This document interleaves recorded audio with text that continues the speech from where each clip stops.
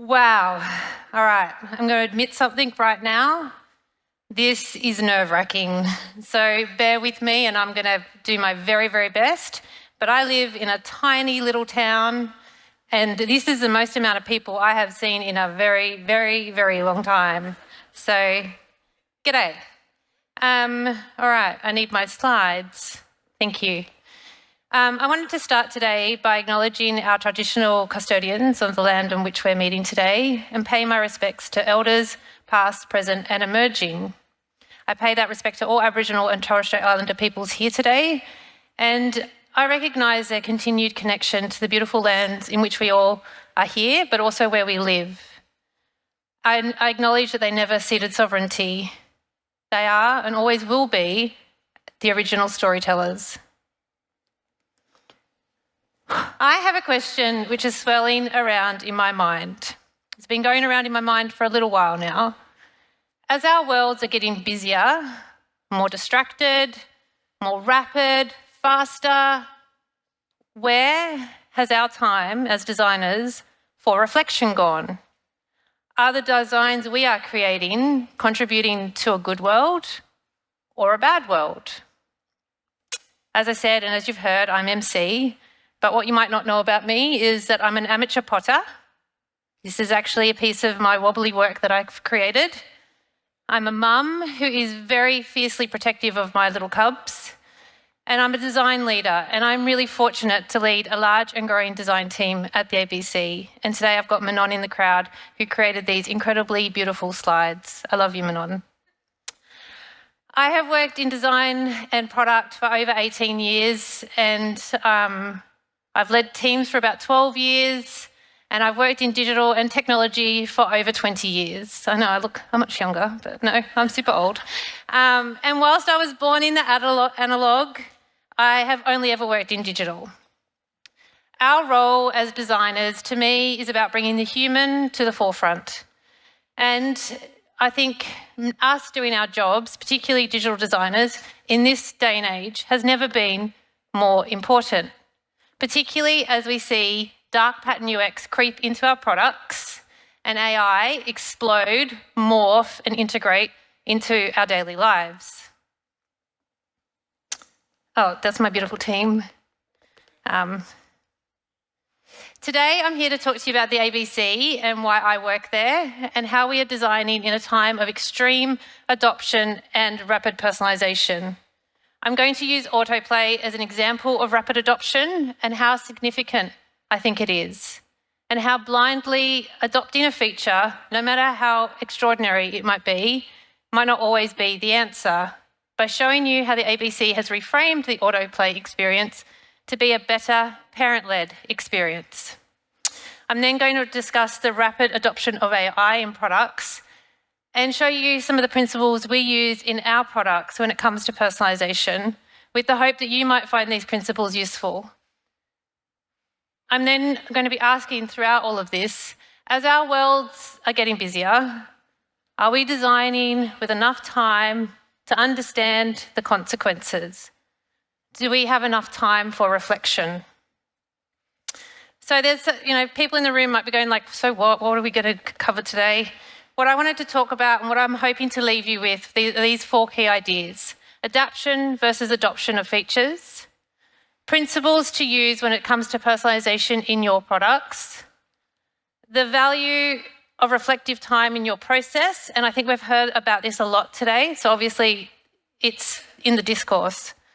It's really important for us to treat ourselves like we're not on a conveyor belt, and it's really important that we treat our work as if it's not on a conveyor belt. In the importance of understanding the long-term impacts of our design work, both today and on tomorrow. Before I start too much, I just wanted to do a little bit of a background for the ABC, because not everybody here will have my lived experience of the ABC. So the ABC was created in 1932 with the goal to provide information, entertainment and educational services that reflect the breadth of our nation. If you think about 1932, it was in between World War I and World War II. I can't even imagine how scary that time in life would have been. There was so much misinformation and swirling around that there needed to be a place that people could find information that they trusted. And that is where the ABC stepped in. We started off as a single radio station, and then we grew our footprint into TV. And today our products are more than just TV and radio. We have this large digital ecosystem, and the products we make help to share the stories and conversations across our incredible nation. Our reach is huge, and our goal is for all Australians to interact with us in their lifetime. The reason I work at the ABC is because it's very personal. I grew up with Noni, Big Ted, Storytime, The Rocket Ship. It was also my parents', and still is my parents' place for entertainment and news. So I'd wake up in the morning and I'd go into my kitchen and my mum would have the ABC radio on. It was part of my daily life. It was in the car. I mean, I really couldn't escape it. But as a teenager, that became my place with Triple J. I grew up in a suburb and alternative thinking wasn't always accepted, and Triple J showed me I wasn't alone. Then there was Rage on the weekend, which helped with hangovers, and the Hottest 100, my favourite time of the year. It was a place that I also found content online, with iView being the very first VOD ever. And I remember watching content in my living room, on the floor, on my crappy old Dell, and thinking, this is fucking unbelievable. It was also a place that I turned to understand the world. So music showed me, Rage Against the Machine showed me that I could really stand up to authority. But the Chasers showed me a different way to stand up to authority. They went too far many times, but they did some pretty hilarious things. The ABC has grown with me, or maybe I have grown with it, and whilst Double J and my local ABC radio has replaced Triple J, and ABC has returned with the very lovable Bluey, it is still a place that I find refuge, respite and knowledge. Most recently, the area that I live in was completely flooded, and it was the only place that I knew me and could give me the emergency information that I needed. At the moment, we are being disrupted by every single person with more money, more people, more aggressive business-led KPIs. But at the heart of the ABC is a creative spirit, and it burns bright. And we're going to survive. And I hope my talk shows you a little bit why. Not all features are created equal. Some features are revolutionary, and I think Autoplay is one such feature. That's right, simple, little, old Autoplay. I think it's revolutionary. Do you remember a time before Autoplay? Let me take you back.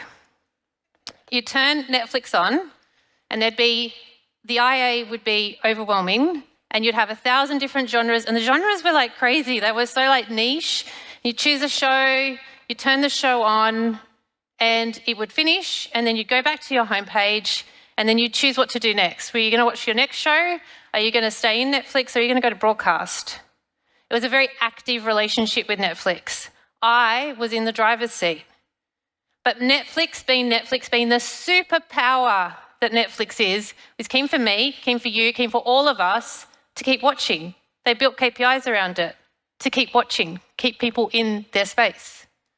So they made the what to do next decision super easy. They saw binge behaviour and they tapped into it. Netflix introduced Autoplay.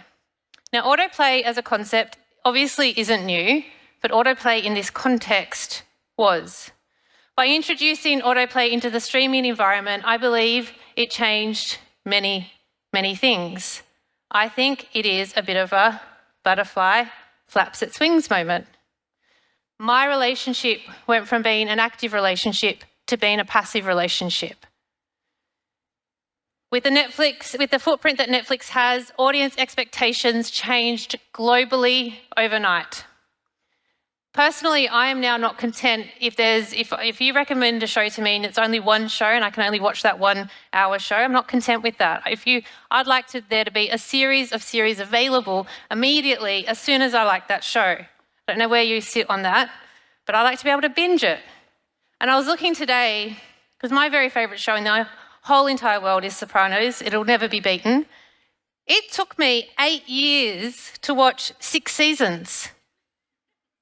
it took me one weekend to watch Game of Thrones. Like, designers designed it, engineers built it, audience members use it, business KPIs are achieved. Win, win, win, win, win. At the ABC, we lean into making our audience experiences exceptional. And therefore, when we saw this feature being adopted so rapidly, we jumped in, we built it. Sorry, we designed it, we built it, we shipped it. Then we kind of reflected. I'm not going to go on record to say that I think that autoplay is dark pattern UX, because I might end up short, but something wasn't sitting right with us, especially the ABC. As parents, as the ABC, couldn't we do more than just copy a pattern? Especially when we know that that pattern is driving behaviours we know through our own research and academic research isn't helpful, it's actually harmful. If the ABC, people over profit, can't get this right, who can? So we spent time understanding how this feature was being used and the real value of having content playing automatically was for parents and for children, and understanding the pain points it introduced. Specifically, what happens when a parent wants that child to stop their screen time? What became very clear to us is that autoplay doesn't empower parents, and it certainly doesn't help children. We put the human first and the KPI second. I'm not sure if all the parents in the room can relate to this story, but what we were seeing and what informed our design work was, with the very best of intentions, parents would put their child, let's say their child's name is Ariana, because that's my daughter's name, in front of the TV with the agreement of 3 episodes of Bluey, and then that's it, TV's off. But when that 3rd episode ends, disaster hits, stress is at an all-time high because the next episode, the intro, has already started. Or maybe it's time for Ariana to watch something else because everyone's a bit over the same intro. But the stress of trying to find a new show which is age appropriate and that both Ariana and her parents can agree on can be a real struggle. On top of this, our content makers are finding it really hard to get in front of audiences with their excellent content. Discoverability in an autoplay world is near on impossible. So introducing or reintroducing playlists. The playlist feature has helped us address the following. This feature solves a primary pain point of parents, try to say that, the dreaded loop of the same content and the loss of power you feel if you don't catch it at the right time. What we know is that if you turn a show off suddenly or with even heaps and heaps and heaps of warning, a child finds it really hard to self-regulate. By providing a variety of content, you create easier exit points. One show stops and another starts. It also helps us showcase our awesome stage-appropriate content, empowering our wonderful, excellent content makers. By providing a clear upfront length of time, you can make verbal agreements with your child. All right, Ariana, we can put the dinosaur playlist on, but at 25 minutes, it's finished. And by far, my favourite thing of the playlist is when the playlist stops. Let's see if this works. That makes a noise. It's a cute little sound. But when the playlist finishes, it turns off. And that makes it really easy because when the screen says goodbye, it's a much easier experience for all people involved. Through this design reframe, the experience has changed one of high stress to one of high value. And what I wanted to illustrate with this case study is whilst adopting features from our industry peers can be useful, even really practical, as designers, it's our role to ensure we're not introducing unwanted side effects. It is our role to continue to creatively think about the problem space and iterate on the experiences. So when I think about autoplay, I think about it like this. A decision was made, a pattern was created. This new pattern has changed content consumption forever. Binge watching a series, a behaviour completely boosted by autoplay, has changed the way that we consume content. It has also changed the way that content makers now make content. I don't think that when this was designed, anyone realised that this would happen. And now AI has changed the way that people expect to find content. Content used to be found in newspapers, TVs, radios, but today it's mostly found on YouTube, TikTok, and Netflix, obviously. All of whom use AI in determining which content to show you, all of whom use and share your data, all of whom want you to stay in their ecosystem until the end of time. Content used to be a one-to-many situation, a lot of serendipitous learning, finding content. Now it's a much more one-to-one situation. We live in these highly personalised worlds, and AI has completely disrupted the notion of IA. You think back to Netflix, IA is completely different now. The better, the more personalised the experience, the more reduced the IA, to the point that TikTok has nearly stripped away all of its IA. Personalisation creates these beautiful filter bubbles, these bubbles of content that are made for you because it's most likely the content you're going to want to consume. What gives me massive pause at night is how different would my world look like if my world had started being determined by my teenage self, that my bubble had started to be created at 12. What would my Netflix, YouTube, news homepage look like? I don't think that the people designing these screens meant to or mean to reduce our access to information. I really don't. I believe they're making seamless, engaging experiences. I think they're delivering on their business KPIs. Just like I think the people who started to create filters, remember the dog-eared filters? That's the first filters that I saw. We put little dog ears, little dog noses, we all look very cute. I don't think that they meant to go to where we are today. And now we're seeing the impacts that filters are having, particularly on the beauty standards. It's pretty horrific. But all these things were designed, and all of these have all of the unexpected consequences keep me up as a mum. I'm going to say that again. And the unexpected consequences are what keep me up at night, especially as a mum. Are we designing a good world, or are we designing a bad world? I don't think it's all doom and gloom. I know it sounds like it is, but I don't think it is. I actually think as designers, with our ability to sit in ambiguity and our ability to play, we just heard all about play. I think play is the number one thing that we can bring to a meeting. We have got permission to bring play to a meeting. We can harness the excellence of AI, and with well thought through human-focused principles, we can mould a future that thinks human first.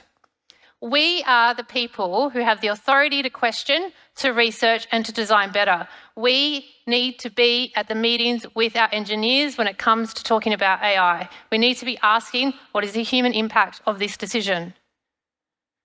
So what does that mean for the ABC? In digital product, we have a very interesting role to play.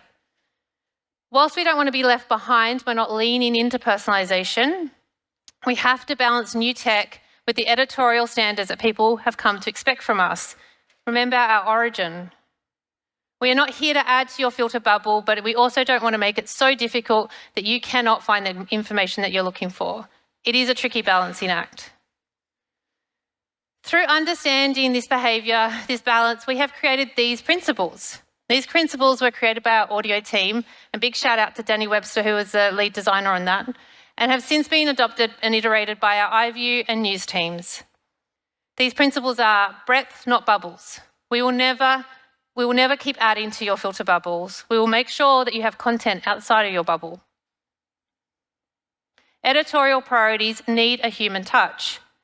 We will make sure that there is always space for the things that matter. Allow our users to feel in control of the content they receive. We will always give our audience agency. And my favourite, and I think it's because it rhymes, data-fed, people-led. We will make sure that we make the decisions. We will not be led by algorithm. These personalisation principles allow us to remain creative, to create personalised experiences, but they all ensure that we question the human impact of how the data will be used and when it will be used. AI and its application in media are endless and thrilling and intoxicating. Being able to make content multilingual with a click of a button is already in trials. We're seeing a whole new era of movie production where green screens are being replaced by virtual sets. Imagine what that does to our job opportunities. It increases them in fascinating ways. As a team, we've started to play with new tools as they come to market. We stretch them, we debate them, we debate them, we debate them, and we play with them. I think we can all agree there's a place for design in AI. My brother has shown me that there is a place for art in AI. AI can help us creatively. It can be the best sparring partner when we need a jolt of inspiration. As I said at the beginning of this chat, I believe our role in representing the human can actually makes us the most relevant, most appropriate people to be helping decision making. When we brought in Autoplay, we did it real quick and we forgot this. When we started on the journey of AI and personalisation, we took our time because we know how important it is to get it right. In a world where the likes of Geoffrey Hinton, the godfather of AI, is saying many things, but one of the things he has said is to slow down with AI, I ask that the audience here today do 4 things. Adapt versus adopt a feature. We are all better than copying. To have principles around how you use AI in products. Be at the table. Speak to the engineers. Understand the technology. Don't let the tail wag the dog. To slow decision-making down and to allow enough time for creative and critical thinking to take place. I ask that you think about if you have enough time in your day, your week, your cadence, and I think we've heard it all a lot today, but demand it. Demand the time you need. And to question, what will the impact of your work be today and on tomorrow? I ask that us as designers in the room, we creatively and consciously design a better world for tomorrow. Thank you.